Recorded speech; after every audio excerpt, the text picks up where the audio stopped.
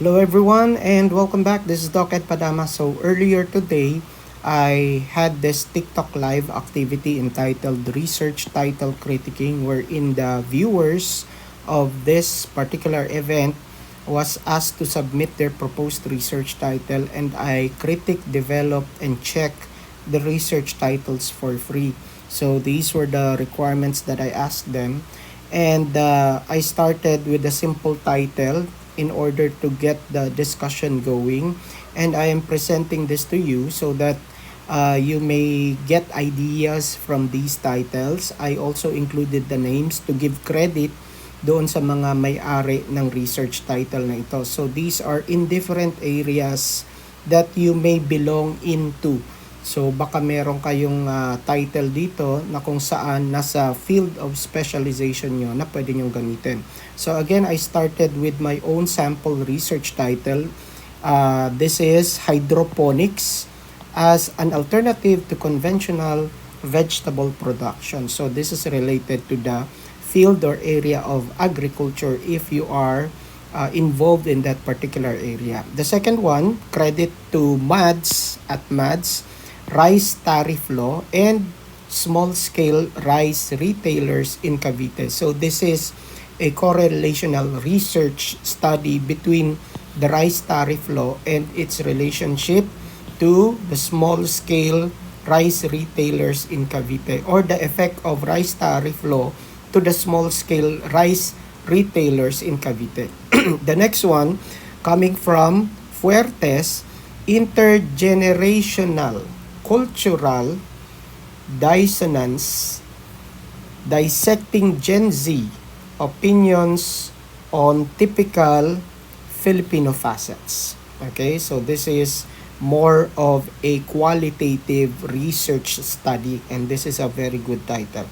So during the course of our discussion, habang ginagawa po namin yung TikTok live, from time to time, I give tips and advices regarding the formation of the research title. So the first tip that I gave them is that you are not supposed to abbreviate or place acronyms on the formulation of your research title. So as much as possible, you spell out abbreviations or acronyms, even if they are common, even if you are sure that the reader will be familiar, you spell them out. Okay, the next is from Brian. So from Brian, the proposed research title is The Buying Behavior of Tuna Republic Food and Restaurant Customers. The buying behavior of Tuna Republic Food and Restaurant Customers. So let's just place here customers in order to identify the respondents. Okay, so this is related to the hotel and restaurant area of specialization. If you are related to this particular field, pwede nyong gamitin yan. So the next page, okay, again, the sample title is the same one, and then the next proposed research title is about psychosocial needs of education students in or during blended learning. Okay, psychosocial needs of education students. I just specified this so that they would focus on a specific group of students in or during blended learning. So again, this particular field will focus on psychology, or students who are taking up psychology or in the class of psychology or in the program under psychology. Okay, the next tip that I gave during the discussion is that they should not, or the writers who are formulating the research title should not indicate or write the research method or design in the research title. So example of this, a study on blank, and so on and so forth. A correlational study on, and so on and so forth. A phenomenological study on, and so on and so forth. Okay? You do not need to indicate the method or the design in the formulation of your research title. The next proposed research title, this is phenomenological. So, the original proposal, ang nakalagay doon, a phenomenological study. So, instead of using phenomenological, I specified the area of pheno or phenomenological, which is lived experiences. So, the title came out as lived experiences of millennial teachers, and then you just provide the setting. Example of the setting in the division of Romblon. So, lived experiences of millennial teachers in the division of Romblon. Okay. So, thank you very much, John Rayo. And then the next one, credit to I am Space Warlus. Okay. So, this is the original proposed title. So, what I did was to take off a case study on the. Remember the tip that we gave earlier? So you can already do away with this particular part and start with structural design. So this is, I think, if I'm not mistaken, more on the engineering side. Okay, structural design of bridges in the, instead of Philippines, I recommended to specify and include the city.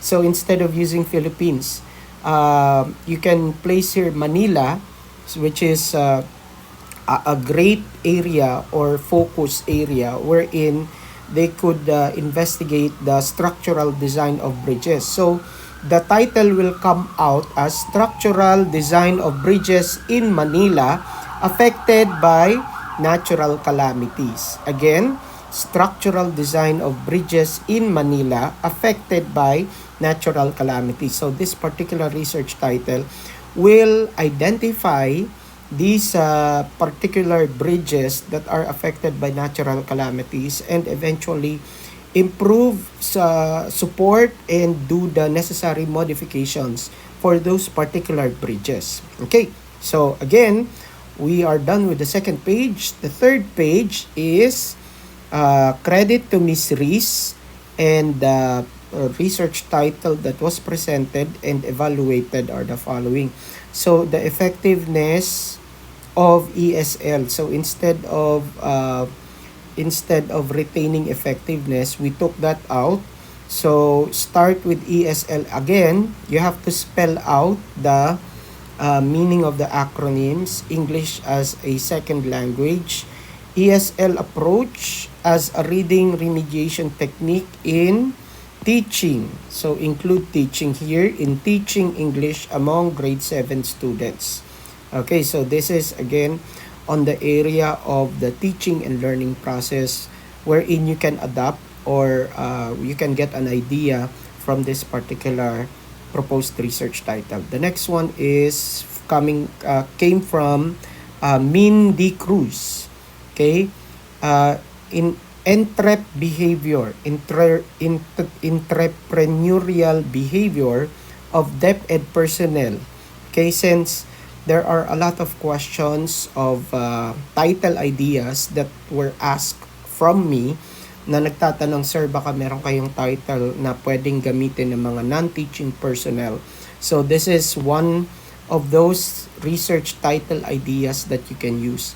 Entrepreneurial behavior of DepEd personnel. So referring to non-teaching personnel. O, pwede nyo specify dito, lagyan nyo na lang non-teaching personnel. Okay? Okay, and you can also refer to personnel as the teachers, but I suggest that you change the term personnel. DepEd teachers. Okay? So the next one comes from only Elise Savory. Okay, Ellie Savory. Okay. The proposed title is the proposed critic title. This is already critic. Okay, organizational climate and the job satisfaction of millennial teachers in, and then include the setting. It can either be a school, a local school, a division, or even regional in terms of setting. Okay, so again, this is related to the teaching and learning process, specifically the more on the job satisfaction of teachers. Okay, the next one is related to the following. So we have research proposals related to kangkong and saluyot leaves. So these are the scientific names. And then the proposal is saluyot leaves. This is the first example, or jute mallow as an alternative to commercial herbal supplement. So again, there's another proposal, but this time it's kangkong. So we just replaced the saluyot leaves with this particular vegetable, okay, with the same idea. So pwede nyo din gamitin yan if you have any other vegetable in mind wherein you want to use as a replacement for this. As an alternative to, you can also replace herbal supplement. Okay? Maybe pwede siyang gamitin na pang dishwashing, alternative dishwashing sa bahay, and other products na pwedeng gamitin sa household. The next one is comes from Mindy Cruz. This the second title that Mindy Cruz submitted. So, financial management capability of non-teaching personnel of the Division of Copies. Again, financial management capability of non-teaching personnel in the Division of Copies. So, this is focused more on the area of non-teaching personnel, in-depth ed. So, another idea na pwedeng gamitin for a research for non-teaching personnel. Okay, the next one is from Maestro Ed. The proposed research title is Preparedness of Substitute Teachers in Mathematics, and then you just present the setting kung saang lugar, school, division, or region. Again, preparedness of substitute teachers in mathematics. You can even change the title. Okay, you can change it to another subject. And then you include the specific local or setting. Okay, see, nakarami kami ng critiquing ng research title on that particular discussion. So another is modular and face-to-face approach during blended learning. So what is the focus of this particular study? So this is a comparative between comparison between modular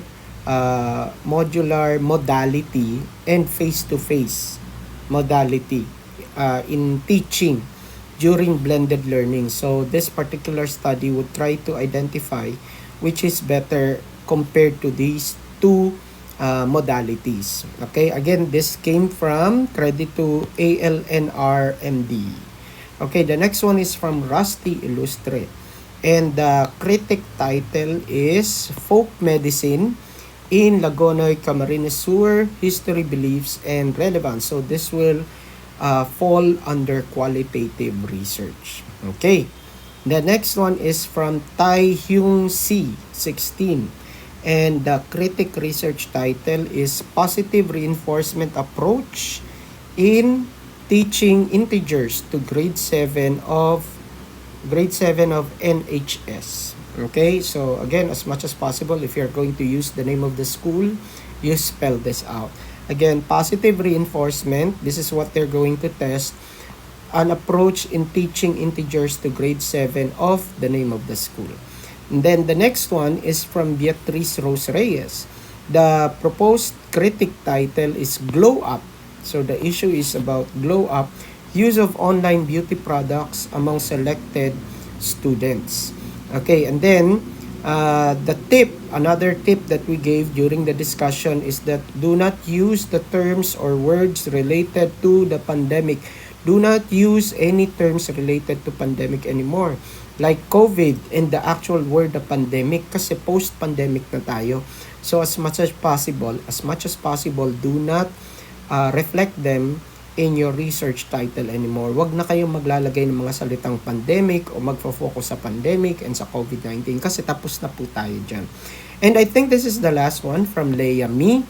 Learners' participation through gamified activities in the primary level. So again, this is more on the pedagogy or the teaching learning process of the pupils. Okay? So, if I'm not mistaken, that's the last one. This one, I think, is another proposed research title. but I was not able to get the names of the contributors. So again, credit to the contributors of these particular research titles. So again, these are the result of our research title critiquing. If you are interested, I will go online live in my TikTok account. Follow my TikTok account.